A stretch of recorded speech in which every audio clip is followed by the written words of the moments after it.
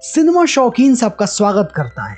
आज हम बात करने वाले हैं 300 मूवी के बारे में। कहानी की शुरुआत होती है और हमें डीलियस नाम का एक स्पार्टन सेना देखने को मिलता है, जो कि यहाँ पे महान योद्धा लियोनाइडस की कहानी सुना रहा होता है कि जब लियोनाइडस पैदा हुआ तो उसके भी शरीर के हर एक अंग को जांचा गया स्पार्टा के रिवाज के मुताबिक, क्योंकि स्पार्टा में अपंग और कमजोर बच्चों के लिए कोई भी जगह नहीं है और अगर कोई बच्चा अपंग या कमजोर होता था तो उसे उसी वक्त खत्म कर दिया जाता था। लेकिन राजा लियोनाइडस अपने पहले परीक्षा में यहाँ पे खरे उतरे और उनके शरीर का सारा अंग तंदुरुस्त था।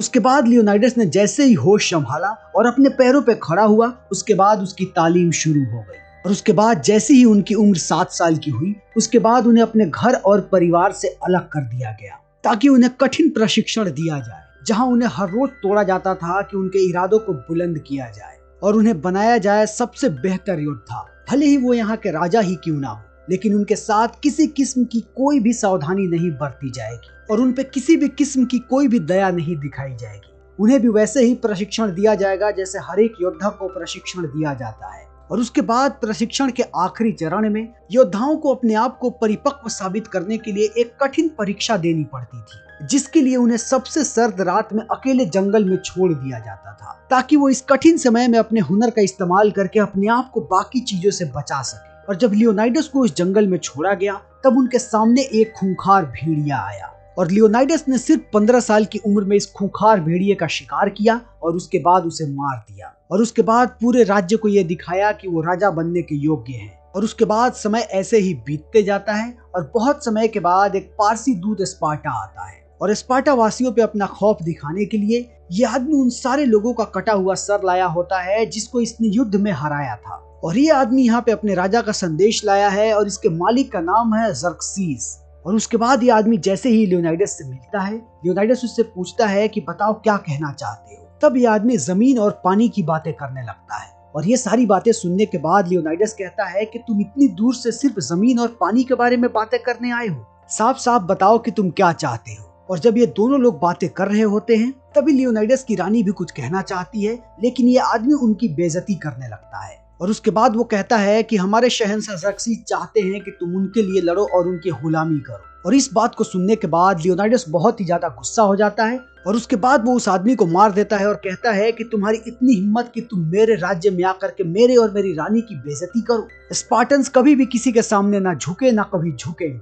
और इसी के साथ यहाँ पे इस दूत के साथ जितने भी लोग आए हुए होते हैं सारे लोगों को मार दिया जाता है। और इन लोगों को मारने के बाद लियोनाइडस को इस बात का एहसास होता है कि अब ये सारे लोग यूनान पे हमला करेंगे और यूनान पे हमला करते समय इनका पहला टारगेट होगा स्पार्टा। और ज़र्क्सीस के पास सबसे ज्यादा सिपाही हैं, वो चाहे तो पूरे यूनान को हरा सकते हैं, लेकिन लियोनाइडस चाहता है कि फारसी सिपाहियों से पहले वो उन पे हमला कर दे। और लियोनाइडस उनसे लड़ना तो चाहता है, लेकिन लियोनाइडस ये निर्णय नहीं ले सकता क्योंकि स्पार्टा के कुछ परंपरा है। इसके लिए लियोनाइडस को पहले ओरेकल्स में जाने के बाद अनुमति लेनी पड़ेगी, लेकिन ओरेकल्स में कुछ पाखंडी और दुष्ट लोग रहते हैं जो कि यहाँ के सबसे घटिया लोग हैं और जो भी व्यक्ति यहाँ पे आता है उसे इन्हें घूस देना पड़ता है, चाहे वो राजा ही क्यों ना हो। और ये सारे पाखंडी लोग अंधविश्वास की आड़ में स्पार्टा की सारी खूबसूरत कुंवारी लड़कियों को यहाँ पे रख लेते हैं, ये कह के कि ये ईश्वर का संदेश देती है और इन्हीं लड़कियों को ओरेकल कहा जाता है। लेकिन ये लड़कियां कोई ईश्वर का संदेश नहीं देती,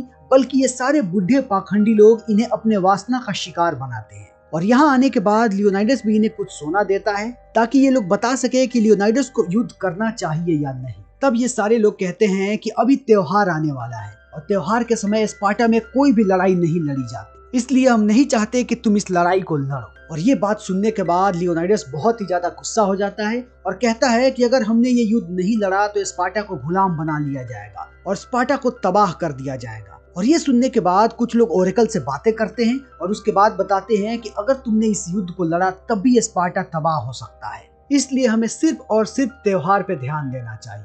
और इस बात को सुनने के बाद लियोनाइडस बहुत ही ज्यादा गुस्सा हो जाता है और उसके बाद वहां से चला जाता है। और तभी थोड़ी देर के बाद हम देखते हैं कि कुछ ज़र्क्सीस के लोग इनके पास आते हैं और उसके बाद इन्हें बहुत सारा सोना देते हैं।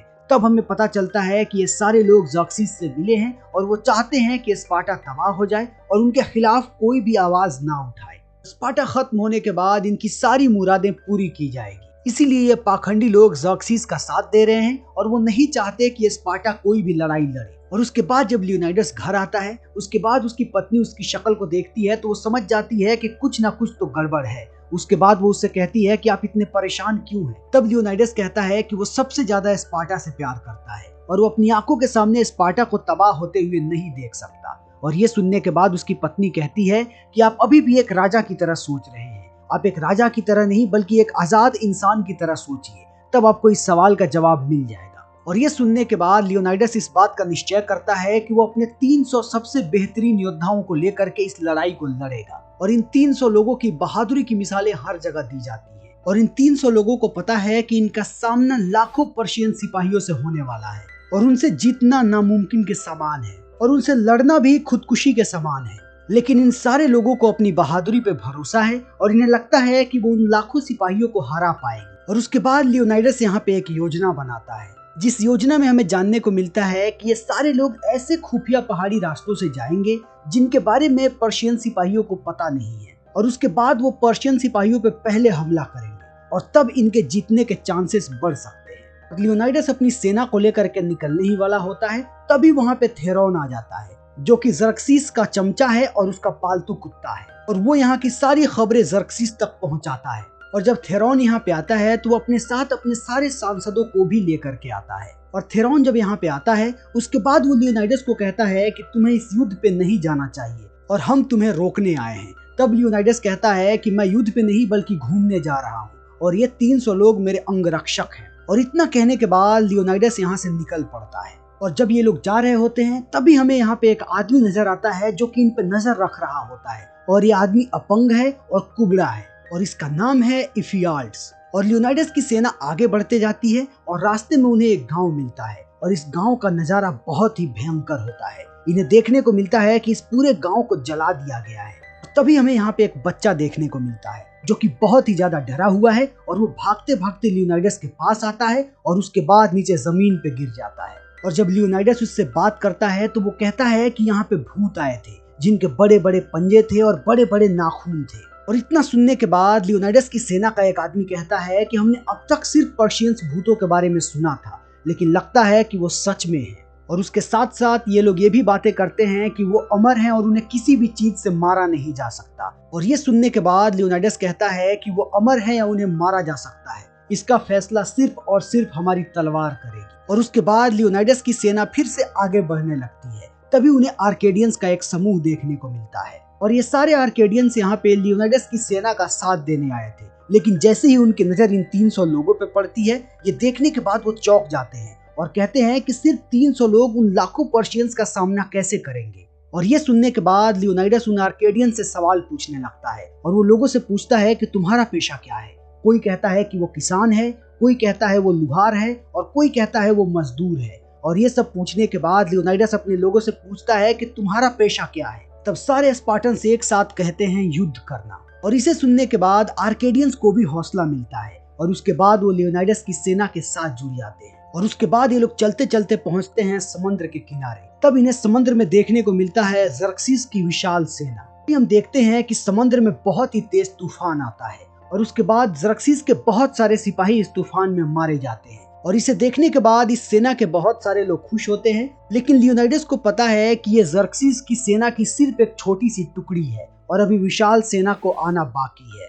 तभी दूसरी तरफ हमें लियोनाइडस की पत्नी गोर्गो देखने को मिलती है जो कि यहाँ पे पूरी कोशिश कर रही है कि वो सारे सांसदों को युद्ध के लिए राजी कर सके। और दूसरी तरफ लियोनाइडस की सेना उस जगह पे पहुंच चुकी है जहाँ के रास्ते बहुत ही पतले हैं और उन्हें पता है कि ज़र्क्सीस की विशाल सेना यहाँ पे एक समय नहीं आ सकती। उन्हें छोटे छोटी टुकड़ियों में होकर के यहाँ पे आना पड़ेगा क्योंकि यहाँ के रास्ते बहुत ही पतले हैं और तभी ये लोग उनका सामना कर पाएंगे। और यहाँ पहुंचने के बाद लियोनाइडस अपने सेनापति से बात कर रहा होता है कि यहाँ पे आने के और कितने रास्ते हैं ताकि वो सारे रास्तों पे निगरानी रख सके और उसके बाद वो ज़र्क्सीस की सेना को हरा सके। तभी लियोनाइडस की नजर पड़ती है उस कुबड़े आदमी पे और ये आदमी यहाँ पे आने के बाद लियोनाइडस से कहता है कि पश्चिम की तरफ से एक रास्ता है और उस रास्ते को चरवाहे इस्तेमाल करते हैं। अगर ज़र्क्सीस की सेना यहाँ पे आ जाए तो हमें चारों तरफ से घेर सकते हैं। और इतना कहने के बाद ये आदमी कहता है कि मैं भी आपकी मदद करना चाहता हूँ और आपकी सेना में शामिल होना चाहता हूँ। और तभी लियोनाइडस की नजर पड़ती है एफिलियाड्स के कपड़े पे और वो कहता है कि तुमने तो स्पार्टन सेना के कपड़े पहन रखे हैं,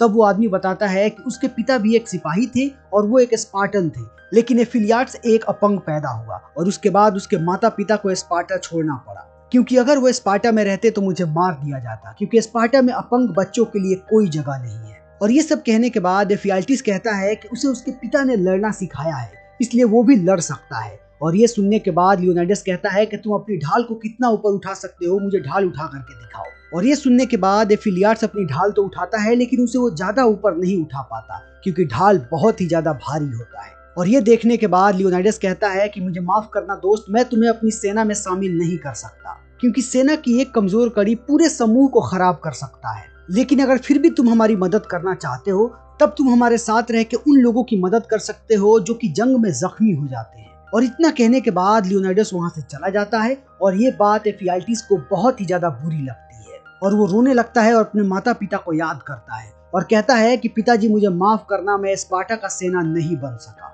और उसके बाद वो गुस्से में अपनी तलवार, ढाल, सारी चीजों को फेंक देता है, जिन चीजों को पहनने के बाद वो अपने आप को एक स्पार्टन मानता था। और उसके थोड़े समय के बाद हमें पर्शियन सेना की एक छोटी टुकड़ी देखने को मिलती है और उसके बाद लियोनाइडस की सेना और उनके बीच एक जंग होती है। और उसके बाद ये 300 लोग उन हजारों लोगों पे भारी पड़ते हैं और उन्हें बहुत ही बेरहमी से मारते हैं। और उसके बाद हमें कुछ और पर्शियन सेना देखने को मिलती है जो कि आसमान से तीर की बारिश करती है और तीरों की संख्या इतनी ज्यादा होती है कि आसमान में बिल्कुल अंधेरा हो जाता है। लेकिन स्पार्टन्स के इरादे इतने मजबूत होते हैं कि उन पे इस तीर का भी असर नहीं होता। और तभी इनके सामने एक और टुकड़ी आती है जो कि घोड़े पे सवार होते हैं और इन्हें बहुत ही खतरनाक माना जाता था। लेकिन लियोनाइडस की सेना यहाँ पे इन पे भी भारी पड़ती है और इन्हें भी मार देती है। और इस पूरे दिन लियोनाइडस की सेना लड़ती रही है और उन्हें हमेशा ही जीत हासिल हुई है और उन्होंने पर्शियन सेना की लाशों का ढेर लगा दिया है। और इस चीज को देखने के बाद ज़र्क्सिस को भी ये बात मानना पड़ता है कि लियोनाइडस की सेना बहुत ही ज्यादा मजबूत है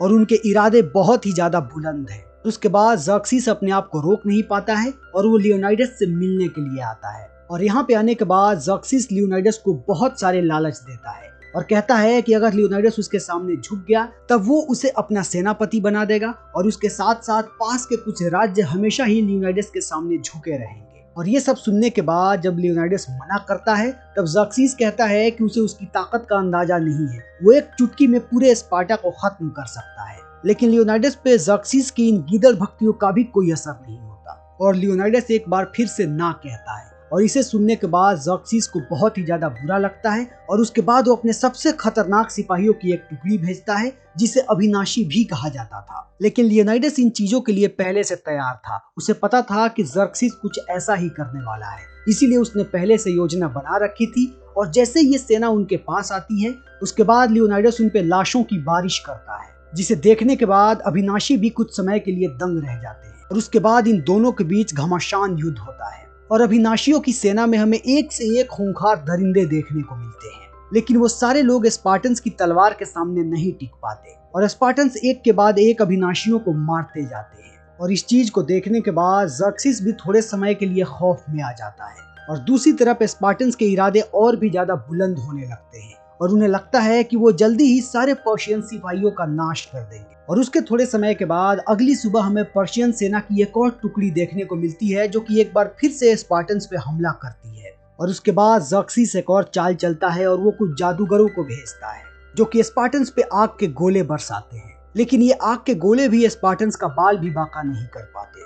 और उसके बाद ज़र्क्सिस एक के बाद एक ऐसे ही चाल चलते जाता है और एक के बाद एक सेना भेजता जाता है और स्पार्टन्स उन्हें मारते जाते हैं। और इस चीज को देखने के बाद ज़र्क्सिस समय दर समय बौखलाता जाता है। तभी एफियाल्टिस पहुंचता है ज़र्क्सिस के पास और ज़र्क्सिस एफियाल्टिस को देखने के बाद उसे लालच देता है और कहता है कि मैं तुम्हें हर वो चीज दूंगा जिसे तुमने सपने में सोचा था, बस तुम मुझे इतना बता दो कि उन स्पार्टन्स को कैसे हराया जा सकता है और उन्हें कैसे घेरा जा सकता है। और इस चीज को सुनने के बाद एफियाल्टिस भी उसकी बातों में आ जाता है और उसके बाद वो उसे खुफिया रास्ता बता देता है। और उसके बाद दूसरी तरफ हमें रानी गोर्गो देखने को मिलती है जो कि सारे सांसदों से यह अनुरोध कर रही होती है कि यहाँ से सेना की एक टुकड़ी भेजी जाए लियोनाइडस और उसकी सेना की मदद के लिए। और यहाँ पे गोर्गो पूरी कोशिश कर रही होती है कि वो सांसदों को मनाए, लेकिन रानी के सामने बार बार आके थेरॉन खड़ा हो जाता है क्योंकि थेरॉन ज़र्क्सिस का गुलाम है और वो नहीं चाहता कि लियोनाइडस की मदद के लिए कोई भी यहाँ से जाए। और उसके बाद हम देखते हैं कि थेरॉन रात में मिलने के लिए रानी गोर्गो के पास आता है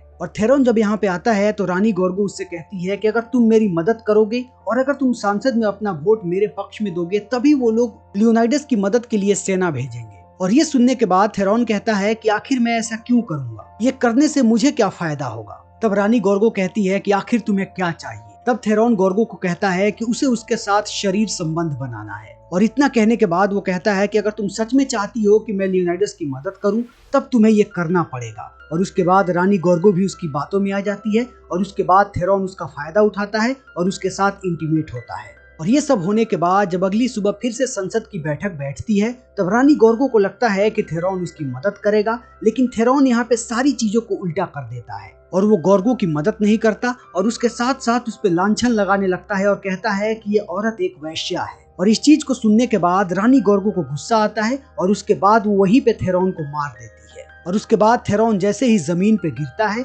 उसके पास से बहुत सारे सोने के सिक्के गिरते हैं और सारे सिक्कों पे ज़र्क्सीस की आकृति बनी होती है, जिससे इस बात की पुष्टि हो जाती है कि यह आदमी ज़र्क्सीस के लिए काम करता था। उसके बाद सारे लोग ज़र्क्सीस को एक गद्दार घोषित कर देते हैं। और उसके बाद हम दूसरी तरफ एफियाल्टिस को देखते हैं जो कि ज़र्क्सीस की पूरी सेना को लेकर के उस रास्ते तक चला जाता है जहां से वो लोग सारे लियोनाइडस की सेना को घेर सकते हैं। उसके बाद ज़र्क्सीस की पूरी सेना स्पार्टन्स की तरफ बढ़ने लगती है। तभी एक आर्केडियन ज़र्क्सीस की सेना को देख लेता है और उसके बाद वो इस सूचना को लेकर के पहुंचता है लियोनाइडस के पास। उसके बाद ये आर्केडियन कहता है कि मुझे लगता है कि हम सबको यहाँ से भाग जाना चाहिए क्योंकि सुबह होते होते ज़र्क्सीस की पूरी सेना हमें चारों तरफ से घेर लेगी। और इस बात को सुनने के बाद लियोनाइडस गुस्सा हो जाता है और कहता है कि हम स्पार्टन्स हैं, ना हम डरते हैं ना हम भागते हैं, हम सिर्फ और सिर्फ लड़ते हैं। ये बात सुनने के बाद आर्केडियंस को भी गुस्सा आता है और उसके बाद वो लियोनाइडस की सेना का साथ छोड़ देते हैं और यहाँ से चले जाते हैं। और उनके जाने के बाद लियोनाइडस अपने एक आदमी को बुलाता है जिसका नाम है डिलियोस और वो उसे कहता है कि तुम स्पार्टा वापस जाओ और वहाँ के सारे लोगों को हमारी बहादुरी की दास्तान सुनाओ कि हमने कैसे ज़र्क्सीस की सेना को धूल चटाया। और उसके बाद वो अपना एक लॉकेट डिलियोस को देता है और कहता है कि ये मेरी पत्नी को दे देना। और उसके थोड़े समय के बाद हम देखते हैं कि ज़र्क्सीस की पूरी सेना लियोनाइडस की सेना को चारों तरफ से घेर लेती है। और उसके बाद ज़र्क्सीस का एक आदमी लियोनाइडस के पास आता है और कहता है कि अभी भी देरी नहीं हुई, अगर अभी भी तुम ज़र्क्सीस के सामने घुटने टेक दो तो अभी भी तुम्हारी जान बख्शी जा सकती है। तभी यहाँ पे एफियाल्टिस भी आता है और वो लियोनाइडस को कहता है कि इनकी बात मान लो। और इन सारी चीजों को सुनने के बाद लियोनाइडस को वही रात याद आती है जब उसने एक भेड़िए का मुकाबला किया था एक छोटी सी उम्र में। और उसके बाद लियोनाइडस अपने सारे कवच, भाले और ढाल नीचे जमीन पे रखने लगता है और उसके बाद वो नीचे जमीन पे बैठ जाता है और बैठने के बाद अपने एक आदमी को आवाज देता है और उसके बाद वो आदमी दौड़ता हुआ आता है और वो लियोनाइडस के ऊपर पैर रख के उस आदमी को मार देता है जो लियोनाइडस से ये सारी बातें कह रहा था। और इस चीज को देखने के बाद ज़र्क्सीस अपने सारे सिपाहियों को कहता है कि इन सब को खत्म कर दो। और ये सुनने के बाद लियोनाइडस अपना भाला उठाता है और उसके बाद उसे अपनी पूरी शक्ति से ज़र्क्सीस की तरफ फेंकता है और उसके बाद ये भाला ज़र्क्सीस के चेहरे को जख्मी कर देता है। और तभी हजारों तीरों की बारिश होती है स्पार्टन सिपाहियों पे और उसके बाद ये सारे के सारे 300 योद्धा शहीद हो जाते हैं। और उसके बाद हमें स्पार्टा दिखाया जाता है जहाँ पे डिलियोस पहुँचता है और वहाँ पे अपने राजा का पैगाम पहुँचाता है और उसके बाद रानी को लियोनाइडस का लॉकेट देता है। और इस चीज को देखने के बाद रानी को पता लग जाता है कि लियोनाइडस अब दुनिया में नहीं रहा और इसीलिए वो इस लॉकेट को अपने बेटे को पहना देती है। और उसके बाद डिलियोस पहुँचता है स्पार्टा के पूरे लोगों के पास और उन्हें लियोनाइडस और उसकी सेना की बहादुरी की दास्तान सुनाता है। और उसके थोड़े समय के बाद हम देखते हैं कि डिलियोस के पास 10,000 सेना है और डिलियोस इनको ये सारी कहानी सुना रहा है क्योंकि इन्हें अभी एक विशाल पर्शियन सेना से लड़ाई करनी है। और उसके बाद ये सारे लोग पर्शियन सेना पे हमला बोलते हैं और ये फिल्म यहीं पे खत्म हो जाती है। तो हमारी आज की ये वीडियो यहीं पे खत्म होती है। उम्मीद है कि आपको हमारी ये वीडियो पसंद आई होगी। अगर आपको हमारी ये वीडियो पसंद आई हो तो इसे लाइक करें, शेयर करें और चैनल को सब्सक्राइब करें। Thank you.